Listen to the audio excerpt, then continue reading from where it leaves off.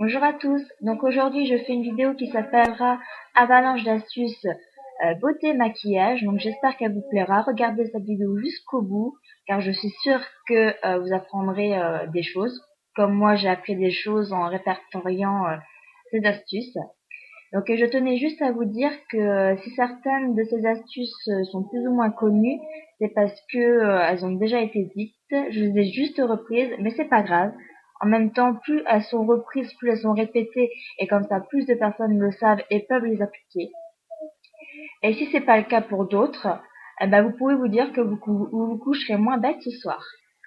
Vous pourrez penser aussi que certaines astuces coulent de source et donc sont évidentes, quant à d'autres sont vraiment plus cherchées et vraiment efficaces. Elles peuvent être pour certaines utilisées par des hommes. Les astuces viennent de la télévision, des magazines, d'internet, des livres de grand-mère, des conseils familiaux et de conseils de professionnels ou non. Donc, ils seront énumérés en 5 étapes. La première sera tout ce qui concerne les yeux. La deuxième, la peau et le teint. La troisième, les lèvres et les dents. La quatrième, les cheveux. Et la cinquième, ça sera les mains et les ongles. Et on continue, et je commence tout de suite avec ce qui concerne les yeux. Donc pour celles qui ont un crayon colle très crémeux, elles savent très bien que les tailler, c'est perdre déjà beaucoup de matière et c'est très ennuyeux.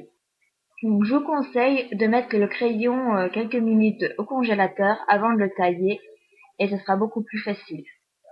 Donc avec un crayon colle ou crémeux ou non, je vous conseille pour avoir une meilleure intensité de passer le briquet quelques secondes sur la pointe, puis de le passer sur votre œil. Vous verrez que les pigments seront beaucoup plus foncés. Pour vos bases à paupières, vous pouvez utiliser des jumbo et des crayons colle. Ça facilitera la tenue du maquillage. Vous pouvez mettre un petit peu de crayon colle blanc ou chair dans la muqueuse, ça vous fera un œil beaucoup plus frais. Souvent les mascaras en fin de vie ou non ont tendance à se dessécher.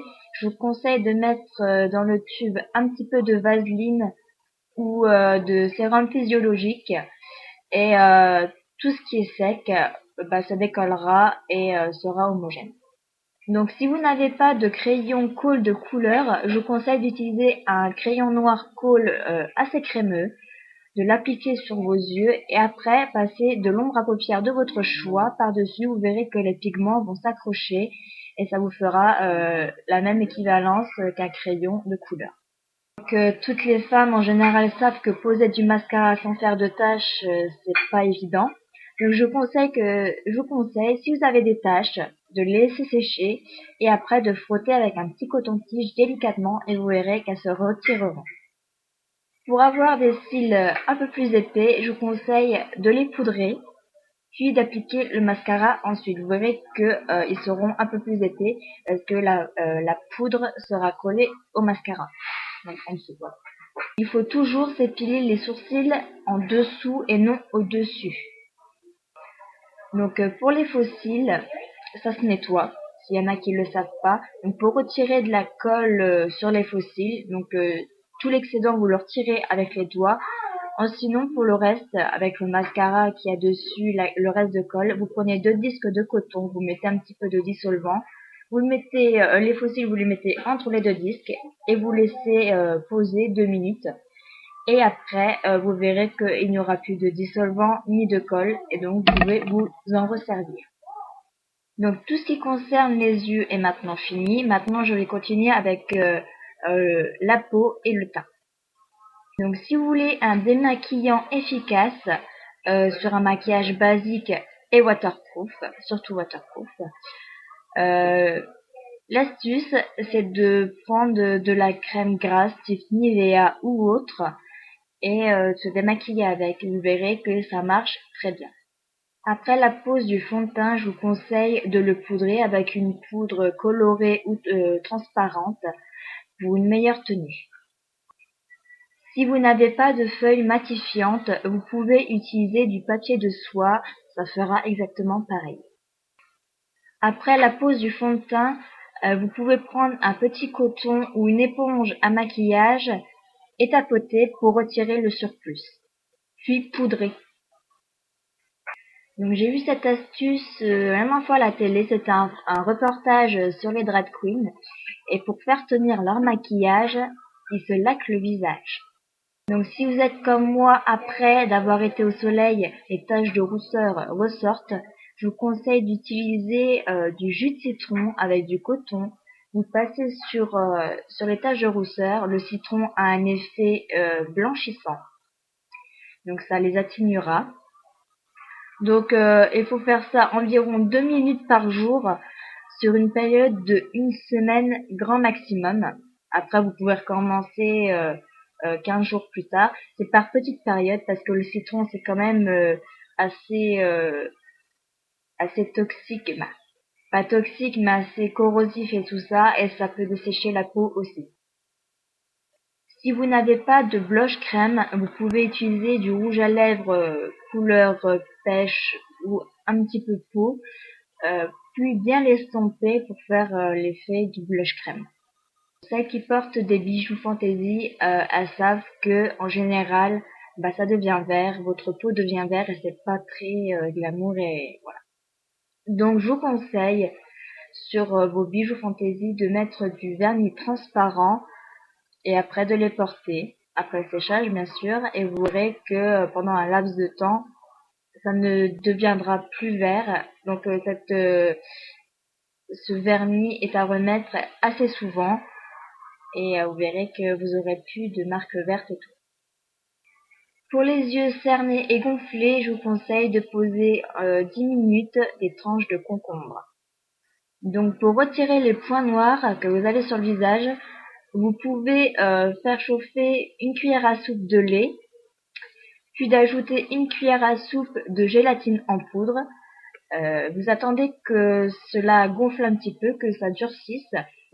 Quand c'est tiède, vous l'appliquez sur les zones, donc en général vous en avez beaucoup ici, avec un pinceau. Vous laissez sécher, puis après vous retirez. Vous verrez que les points noirs seront partis avec. Et surtout, rincez après. Vous pouvez utiliser de l'argile verte pour faire sécher vos boutons. Privilégiez la pose du fond de teint fluide au pinceau, ça sera beaucoup plus fondu et vous en mettrez moins. Pour atténuer les cicatrices des boutons, utilisez de la pomme de terre avec la vitamine C et le potassium. Ça favorise l'atténuation des cicatrices.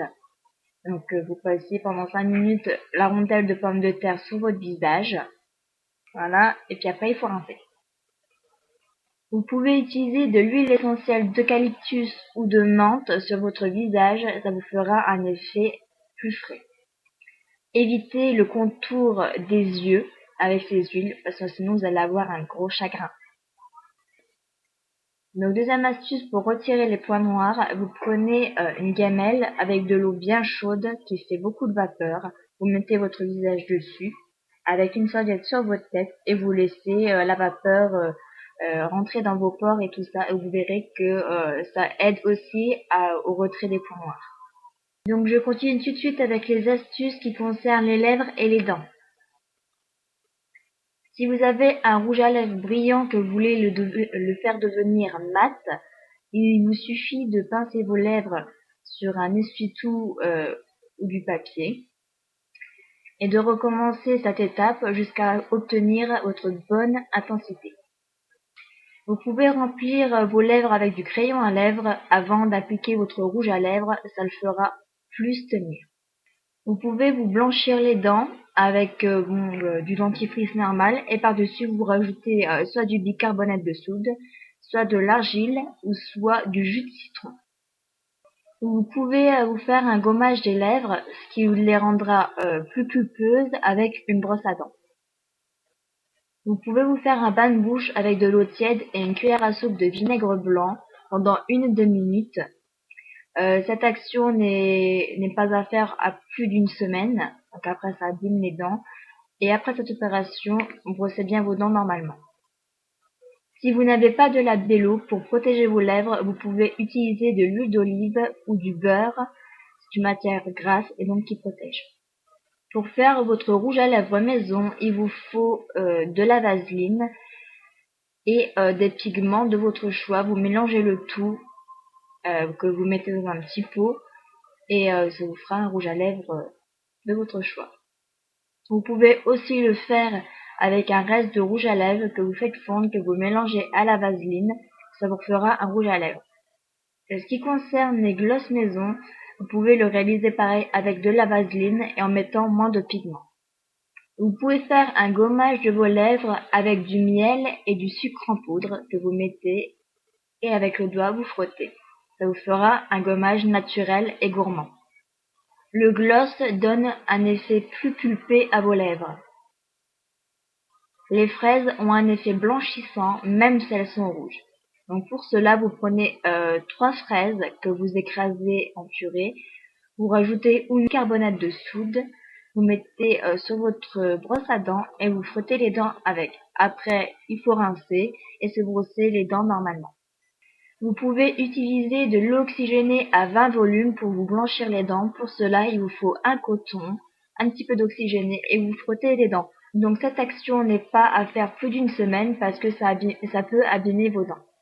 Vous pouvez utiliser le miel pour hydrater vos lèvres. Donc ce qui concernait les lèvres et les dents, c'est maintenant fini. Je continue avec les cheveux.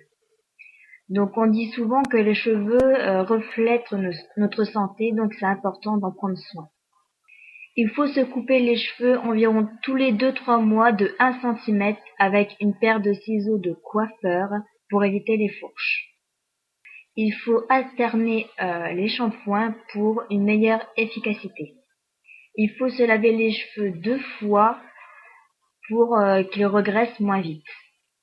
À la fin du shampoing, passez un jet d'eau froide sur vos cheveux, ce qui refermera les pores et emprisonnera les soins précédents. Évitez d'utiliser les lisseurs, les friseurs, les couleurs, les permanentes, tout ce qui peut abîmer vos cheveux. Sinon, utilisez des soins adaptés.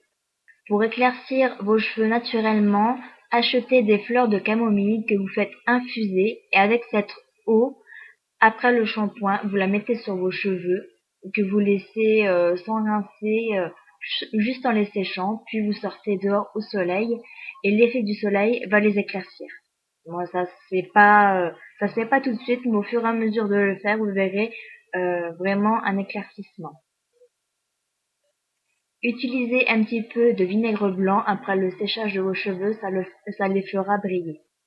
Évitez de trop frotter vos cheveux au séchage parce que ça les abîme.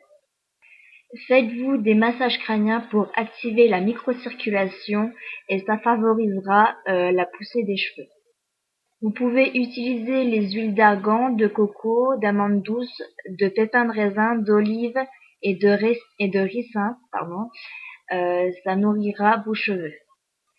Privilégiez de mettre ces huiles sur les longueurs et les pointes, évitez de les mettre sur les racines qui sont souvent déjà grasses. Faites-vous 1 à 2 cures de levure de bière chaque année, ça les fortifiera et ça les fera pousser. Évitez les shampoings avec du silicone car avec le temps, ça les assèche. Utilisez l'huile de ricin pour faire pousser vos cheveux. Donc c'est pas très conseillé, mais je vous en parle quand même. Pour vous décolorer les cheveux sans décolorant, utilisez de l'eau oxygénée. Vous imbibez vos cheveux pendant 10-20 minutes. Puis recommencez cette action jusqu'à obtenir la bonne décoloration souhaitée. Donc je vous dis vraiment, c'est pas conseillé parce que ça abîme les cheveux. Pour éviter que vos cheveux s'en mêlent la nuit, attachez-les, faites-leur une tresse et vous verrez qu'ils seront moins emmêlés le matin. Donc cette étape est finie, on va passer maintenant à la dernière catégorie qui est celle des mains et des ongles. Pour blanchir vos ongles, vous faites un bain d'eau tiède avec du jus de citron pendant 10 minutes, puis après vous les nourrissez bien avec de l'huile d'olive. L'huile de bière les fortifie et les fait pousser. Limez les ongles dans le même sens pour éviter qu'ils se dédoublent. Vous pouvez polir vos ongles avec des limes adéquates pour les faire briller. Évitez de couper vos ongles, il faut les limer car cela les fragilise.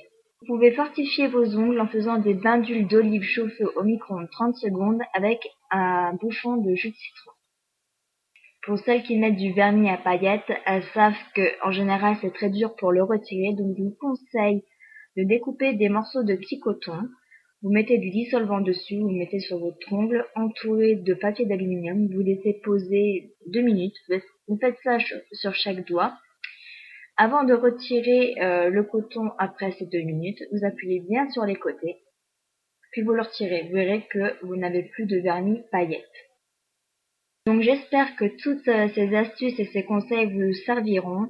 Si vous en avez d'autres, laissez-moi en commentaire. Je vous rappelle que s'abonner à ma chaîne est totalement gratuit, donc ça ne vous empêche à rien de me suivre un petit peu. Je fais des vidéos assez souvent, donc voilà. Et puis je vous dis à bientôt. Bye bye.